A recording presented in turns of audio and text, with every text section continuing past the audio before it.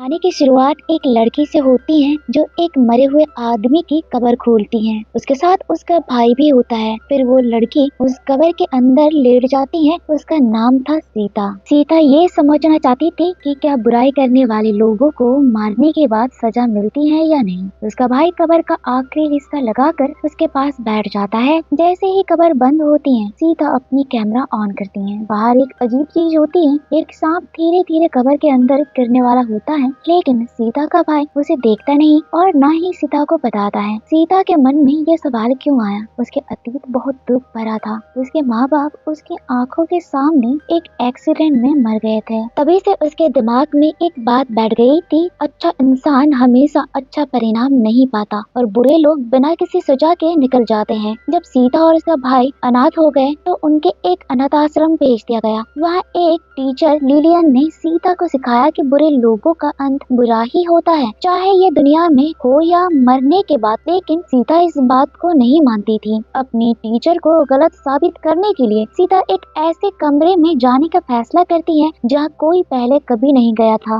लोग कहते थे कि जो भी उस कमरे में जाता है वो गायब हो जाता है। सीता अपने भाई आदिल के साथ उस कमरे में चली गई। अंदर जाके सिर्फ अंधेरा था। जब सीता आगे बढ़ती गई तो एक अजीब बात हुई। सीता और आदिल एक दूसरे को देख भी नहीं पा रहे थे, ना ही एक दूसरे की आवाज सुन पा रहे थे। सीता परेशान हो गई और आदिल को ढूंढने लगी। तभी उसे एक छोटा बच्चा दिखाई देता है जो बहुत डरा हुआ था, मगर ये बच्चा इंसान नहीं था, उसकी आत्मा थी। बच्चे ने सीता को अपना नाम एक अजीब तरीके से बताया, इस्माइल। इसका तरीका इतना डरावना था कि सीता का दिल कांप गया। डर के मारे वो तुरंत बाहर भागी और देखा कि आदिल वहाँ गांव वालों के साथ खड़ा है। सीता अनाथ आश्रम वापस चली गई, मगर एक सवाल उसके दिमाग में घूम रहा था, इस्माइल की आत्मा उस रूम में क्यों थी? वो ऐसे क्यों भटक रहा था? उसने अनाथ आश्रम के टीचरों से और काम करने वाले लोगों की बातें सुनना शुरू कर दिया। एक दिन जब एक टीचर और एक रक्षक बात कर रहे थे, तभी सीता को इस्माइल की असल सच्चाई पता चली। उसने सुना कि ये अनाथ आश्रम किसी दयालु इंसान ने नहीं बनवाया था, ये एक बहुत अमीर इंसान का था, मगर उसने इसे समाज सेवा के लिए नहीं बनवाया था। उसका असली इरादा बहुत ही भयानक था। ये बच्चों की मदद करने का नाटक था,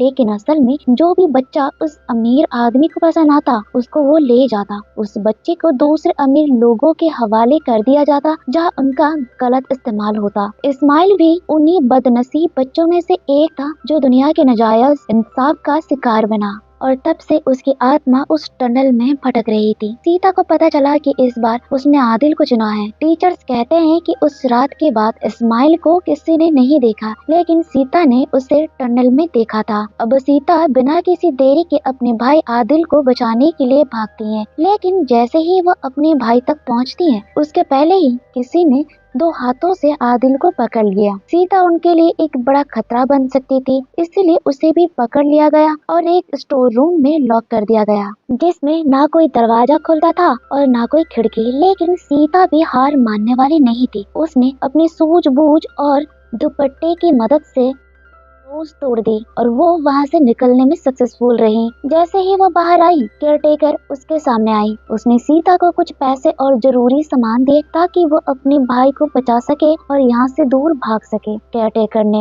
ये भी बताया कि आदिल को कहाँ ले जाया जा रहा है। सीता बिना वक्त गवाए भागती है और जंगल से होती हुई रोड तक पहुँचती है जहाँ से आदिल को ले जाया जा रहा था। उसने एक पत्थर उठाया, ड्राइवर का ध्यान भटकाया और फिर अपने भाई को बचाकर वहाँ से भाग गई। सीन कट होता है और 10 साल बाद का टाइम स्लीप दिखाया जाता है। अब सीता एक ओल्ड एज होम में काम करती है। इतने साल गुजरने के बावजूद उसके दिल दिमाग में माँ बाप की मौत का दुख अब भी जिंदा था। उस वक्त उसने एक चीज नहीं सोची थी कि अच्छे और बुरे लोगों का अंजाम एक जैसा नहीं होता। मरने के बाद बुरे लोग दुनिया में रह जाते हैं, पर अच्छे लोगों को ना सुकून मिलता है और ना कोई इनाम। अब सीता ये प्रूव करना चाहती थी और इसके लिए किसी भी हद तक जाने को तैयार थी। अपने एक्सपेरिमेंट के लिए उसने अपने ओल्ड एज होम के मालिक को चुना, जो बचपन में लोगों पर अत्याचार करता था। अब वो बुढ़ापे में यही रहता था। पहले सीता ने उसके सारे बुरे काम के प्रूफ्स इकट्ठा किए, फिर उसने उसे नशा दिया और उसके मुंह से उसके सारे गुनाह कबूल करवाए। अपने हर बुराई का रियलाइजेशन होते ही उस आदमी की मौत हो गई। उसके अपने बच्चे भी जानते थे कि उनका बाप अच्छा इंसान नहीं था और वो बहुत अमीर था, इसलिए उसे कोई कुछ नहीं कहते थे। जब वो मरा तो कोई भी उसका साथ देने नहीं आया। उसके बच्चे भी। उसके अंतिम यात्रा ओल्ड एज होम में ही हो गई। आदिल ने उसका दफन किया और तब सीता ने सोचा अब देखना है कि इस बुरे आदमी का मरने के बाद क्या होता है। वो रात को कब्रिस्तान पहुंची, वही जगह जहां से फिल्म की शुरुआत हुई थी। सीता ने अपना मोबाइल ऑन किया और कब्रिस्तान में लेटे हुए आदिल से कहा, अगर कोई दिक्कत हो तो मुझे कॉल करना। आदिल उसके करीब बैठा रहा और इंतजार करने लगा कि आगे क्या होने वाला है। अब एक के पास आने लगा जो आदिल ने कुछ देर बाद नोटिस किया, इसीलिए उसने तुरंत सीता को कब्र से बाहर निकाल लिया। जब तक सीता कब्र के अंदर थी तब तक वहाँ कुछ भी अजीब नहीं हुआ। इसका मतलब ये था कि उसका सोचना सही था। बुरे लोगों को मरने के बाद कोई सजा नहीं मिलती। सीता यही बात सबको बताने के लिए एक मॉर्निंग शो में गई। वहाँ उसने अपनी रिकॉर्डिंग भी दिखाई, लेकिन जैसे ही रिकॉर्डिंग प्ले हुई उसमें कुछ भी दिखाई नहीं दिया। पता चला कि आदिल ने सारी रिकॉर्डिंग डिलीट कर दी थी। अब किसी ने भी सीता की बात का विश्वास नहीं किया। वो चिल्लाई, रोई और आदिल से पूछा, तुमने ऐसा क्यों किया? आदिल ने कहा कि उसे ये सब करना ठीक नहीं लगा। अगर ऐसा चलता रहा तो पूरे लोगों का डर भी खत्म हो जाएगा और अच्छे लोगों की कोई इज्जत नहीं करेगा। फिर आदिल ने सीता से कहा, तुम भी कोई अच्छी नहीं हो। तुमने सिर्फ अपने बारे में सोचा, अपने ओल्ड एज होम की जिम्मेदारी भी ठीक से नहीं निभाई। ये तुम्हारा फर्ज था। सीता आदिल की बातें सुनकर टूट गई। वो घर आई, माँ बाप की तस्वीर उठाई और जोर जोर से रोने लगी। तभी उसे ऐसा लगा जैसे उसे कोई बुला रहा हो। उसने आवाज का पीछा किया और एक कमरे में पहुंच गई, लेकिन वहाँ कोई नहीं था। उसे याद आया कि लोपाई तो मर चुका था। जब उसने कमरे का दरवाजा बंद किया तभी लोपाई की आवाज फिर से सुनाई दी। जैसे ही वो पलटी एक परछाई दिखी। जब वो करीब गई तो देखा एक बूढ़ी औरत रो रही थी जो ओल्ड एज होम की एक रहने वाली थी। उस औरत ने सीता को बताया कि उसका पति उसे धोखा दे रहा है। वो यही ओल्ड एज होम में उसके साथ रहता था। जब सीता उसके साथ गई तो देखा कि उसका पति एक नर्स के साथ वक्त बिता रहा था। ये देखते ही बूढ़ी औरत जोर जोर से चिल्लाने लगी। ओल्ड एज होम के सब लोग वहाँ इकट्ठे हो गए। उस औरत के लिए ये ट्रॉमा बर्दाश्त करना मुश्किल हो गया। उसने गुस्से में अपने पति को मारने की कोशिश की, लेकिन सीता ने उसे रोका और उसे वहाँ से ले गई। रात के वक्त वो बूढ़ी औरत अपने कपड़े धोने गई, तभी उसकी अंगूठी वॉशिंग मशीन के अंदर अटक गई। जब उसने उसे निकालने के लिए हाथ अंदर डाला तो गलती से मशीन का बटन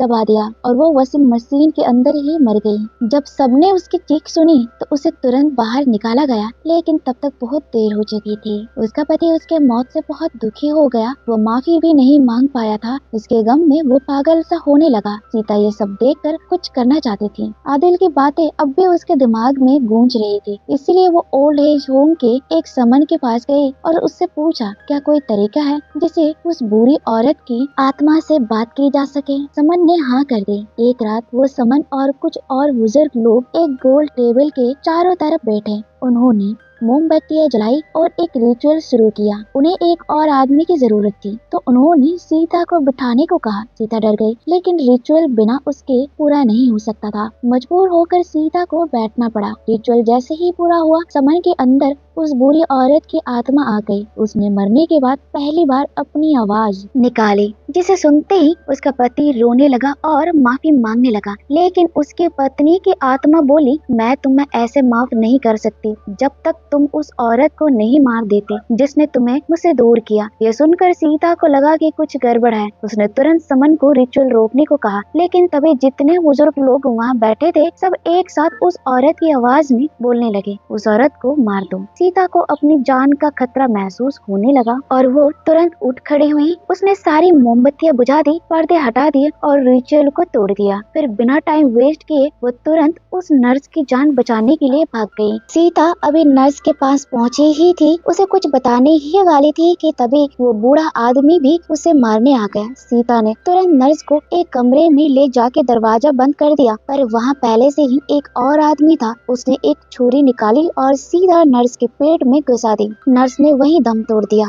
उसके बाद सीता ने गुस्से में बोला, तुमने एक बेगुनाह को क्यों मारा? बूढ़ा आदमी ठंडे लहजे में बोला, मुझे मरने के बाद दुख नहीं चाहिए। उस औरत ने कहा था कि मुझे इस लड़की को सजा देनी है, और मैंने दे दिया। सीता को ये सुन के शॉक्ड होने लगा। उसने सोचा कहीं उसने जो मॉर्निंग शो में देखा था वो सच तो नहीं, पर उसके पास इस बात का कोई सबूत नहीं था। फिर उसने इंटरनेट पे ढूंढा और देखा कि उसके शो के बाद बहुत सारे लोगों ने उसका एक्सपेरिमेंट रिपीट किया और इस बार बहुत अजीब चीजें रिकॉर्ड हुई। जिन लोगों ने अपनी जिंदगी में बुरे काम किए थे उनके कब्रों से चीखे और रोते हुए आवाजें आई और जो लोग अच्छे थे उनकी कब्रों में शांति थी। ये सब देख सीता चौंक गई, पर फिर एक सवाल उसके मन में आया, अगर सच्ची में मरने के बाद सजा मिलती है तो लोपाई के साथ ये सब क्यों नहीं हुआ? ये जानने के लिए सीता ने लोपाई की कब्र दोबारा खोद डाली। जैसे ही उसने अंदर देखा वहाँ एक भी हड्डियां नहीं थी। अचानक उसके आसपास मिट्टी गिरने लगी, पत्ते हवा में उड़ने लगे। वो बचने के लिए आगे खुदाई करती गई और उसने एक टनल ढूंढ ली। जैसे ही वो अंदर गई उसके पीछे का रास्ता बंद हो गया। अब वो टनल में आगे बढ़ने लगी और तभी उसके कानों में एक आवाज आई, इस्माइल की पुरानी आवाज। सीता ने सोचा कहीं ये मेरा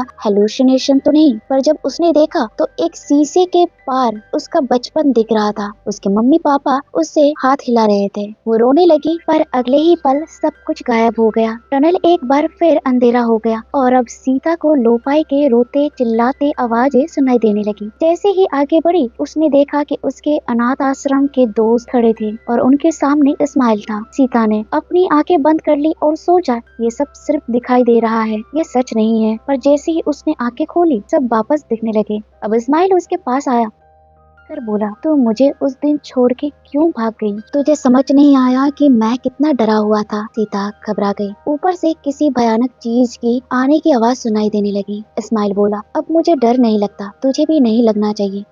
में जम मारते हैं। सीता ने सोचा अगर यहाँ रुकी तो वो राक्षस मुझे खा जाएगा और बिना सोचे समझे उसने इस्माइल के साथ टनल में जम मार दी। जैसे ही होश आया वो लोपाई की कब्र में थी। उसके पास लोपाई पड़ा था। उसने चीख कर आदिल को बुलाया पर कोई नहीं आया। तभी एक सांप अंदर आया और सीधा सीता के ऊपर चढ़ गया। सांप ने उसे काट दिया और फिर वो सीधा लोपाई के मुंह में चला गया। जैसे ही सांप अंदर गया लोपाई उठकर बैठ गया और तभी किसी ने हथौड़े से लोपाई का सर फोड़ दिया। लोपाई के खून सीता के चेहरे पर गिरे हुए थे। सीता बहुत घबरा गई थी। उसने जोर से चिल्लाकर आदिल को बुलाया। कुछ ही देर में आदिल वहां आया और उसे कब्र से बाहर निकाल लिया। सीता का चेहरा पूरे खून से लाल हो चुका था। उसने जो देखा उस पर उसे पूरा विश्वास हो गया था। अब उसे पता चल गया था कि मरने के बाद बुरे लोगों को वाकई में सजा मिलती है। और इसी के साथ ये कहानी यहीं खत्म होती है। अगर आपको ये कहानी पसंद आई तो वीडियो को लाइक करें, शेयर करें और चैनल को सब्सक्राइब करना ना भूलें। तब तक के लिए बाय बाय, मिलते हैं अगले वीडियो में।